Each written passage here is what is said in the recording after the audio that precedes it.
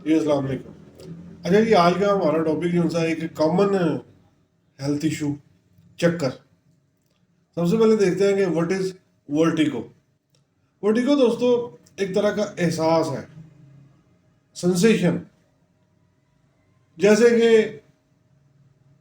घूम रहा है कोई बंदा, यानी कि जिसको चक्कर आ रहे हैं, वो महसूस करता है, एहसास है उसको कि जैसे वो घूम रहा है, या फिर इर्द गिर्द की अशिया, इर्द गिर्द की चीजें वो घूम रही हैं। अपने आप का घूमना भी शामिल है और सराउंडिंग। ये जनाब इस सेंसेशन को वर्टिगो बोलते हैं, आसान लफ्जों में। बिल्कुल सादा रखना है बात को, ज्यादा लंबा चौड़ा खड़ाक नहीं करना, ताकि बात बैठे जरा थोड़ी सी। वजह इसकी दोस्तों, ये जो उनसे कान है ना हमारे, ये बैलेंस का काम करते हैं, तवाजन कायम रखते हैं हमारी बॉडी का। तो अगर इंटरनल ईयर में कोई गड़बड़ हो गई है तो चक्कर इस वजह से भी आ सकते हैं। इनर ईयर, कुछ भी, हमने पैथोलॉजी की तरफ नहीं जाना, आसान रखनी है बात। दूसरी वजह इसकी ब्रेन इन्फेक्शन हो सकता है। Specific part of the brain अगर कोई जो रिलेटेड है, तो अगर उसमें कोई प्रॉब्लम आ गई है तो फिर भी चक्कर।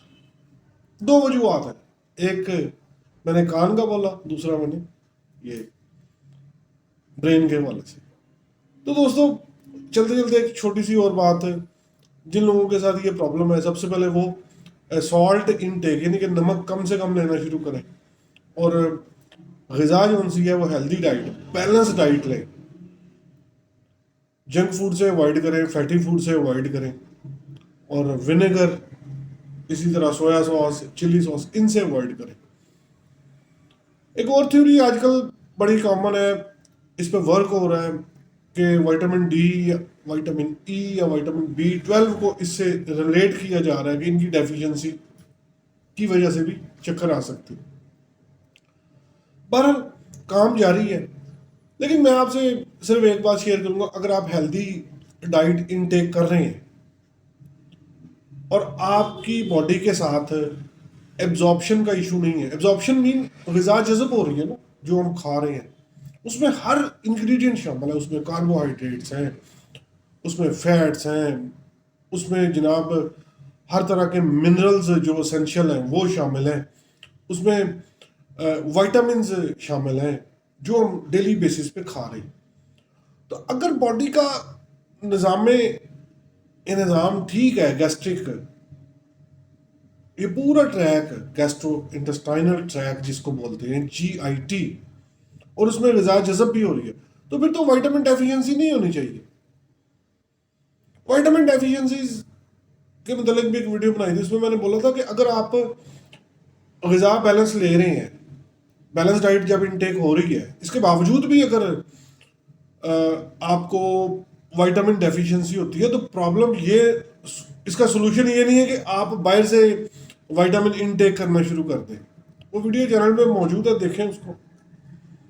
क्योंकि अगर आपने बाहर से इनटेक करना शुरू कर दिया विटामिन को, तो प्रॉब्लम वही की वही है। ये थोड़ी है कि वो जो सा एब्जॉर्प्शन का इशू है वो हल हो जाएगा, जिसकी वजह से बॉडी के अंदर लैक ऑफ विटामिन हुआ है। तो ये थोड़ा सा सोचिए। तो आगे चलते हैं जी। पहले मैंने सॉल्ट की भी बात कर ली, फिर उसके अलावा विटामिन और डाइट की बात की।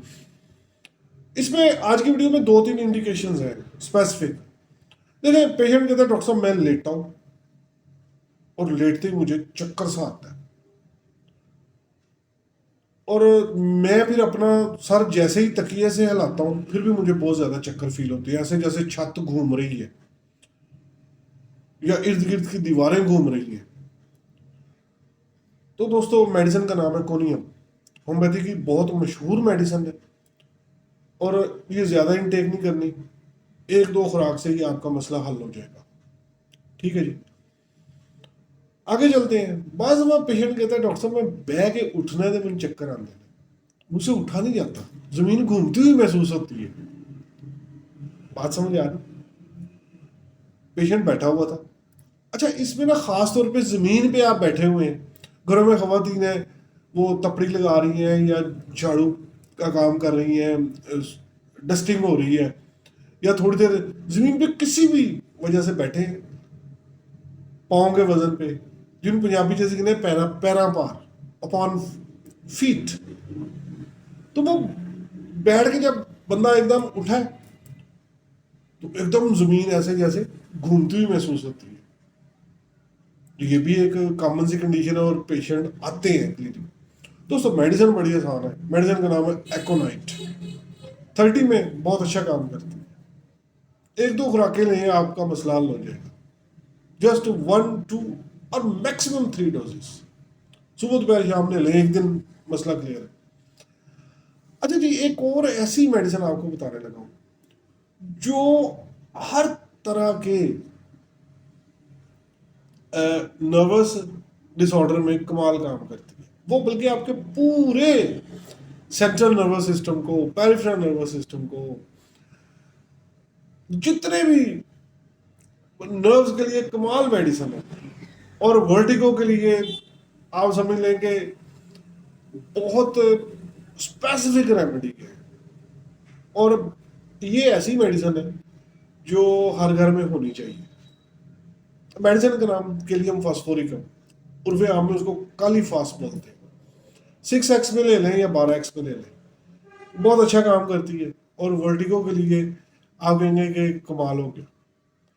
اور ورٹیگو ہی کے حوالے سے ایک اور بات ہے, میں نے ابھی شروع میں جب انٹرو کروا رہا تھا تو اس وقت بولا تھا کہ ورٹیگو میں بھی due to internal year problem آ رہی, یہ جو سا برین انفیکشن اس کی وجہ سے ہو سکتا ہے.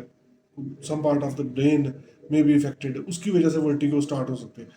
اگر پیشنٹ ان دونوں انڈیکیشنز کے ساتھ آپ کے پاس آیا, ایئر اور یہ برین, تو میڈیسن کا نام ہے ارجنٹم نائٹریکم. یہ والا پارٹ ہے جو ویڈیو کا, یہ اسپیسیفکلی میں ڈاکٹرز کے لیے بتا رہا ہوں. یہ چوتھی میڈیسن جو بتا رہا ہوں, آپ کے پاس مریض آیا, اس نے دونوں انڈیکیشنز دی ہیں کہ ڈاکٹر صاحب مجھے رنگنگ کی یا جیسے گھنٹیوں کی آوازیں, ٹھیک ہے جی, تو ساتھ مجھے چکر بڑے آتے ہیں, میں تو بس جہاں بیٹھا ہوں بیٹھا ہی ہوں. تو میڈیسن کا نام ارجنٹم نائٹریکم. پوٹینسی جناب 30, مارداڑ نہیں کرنی 1 mcm نو 30. صبح دوپہر شام 3 اور 4 ڈیز دیں, رزلٹ لے لیں. تو دوستو یہ آج کا ٹاپک آسان سا ویڈیو کو رکھا ہے تاکہ ہر بندہ, یہ ویڈیو ڈاکٹرز کے لیے بھی بہت امپورٹنٹ ہے, عام بندے کے لیے بھی, اس کی انفارمیشن کے لیے بھی, اور ہومیوپیتھی کی پروموشن کے لیے. تو جناب اگر ویڈیو اچھی لگے تو اپنی آراء میں ہر دفعہ کہتا ہوں کہ مجھے آپ کے کمنٹس بڑے عزیز ہیں, وہ دیا کریں, بتایا کریں. اور جناب چینل کو سبسکرائب بھی کر لیں اور ویڈیو کو لائک, اس کو شیئر بھی کر دیا. بہت شکریہ آپ کا. اپنے صحت کا خیال رکھیے گا. السلام علیکم.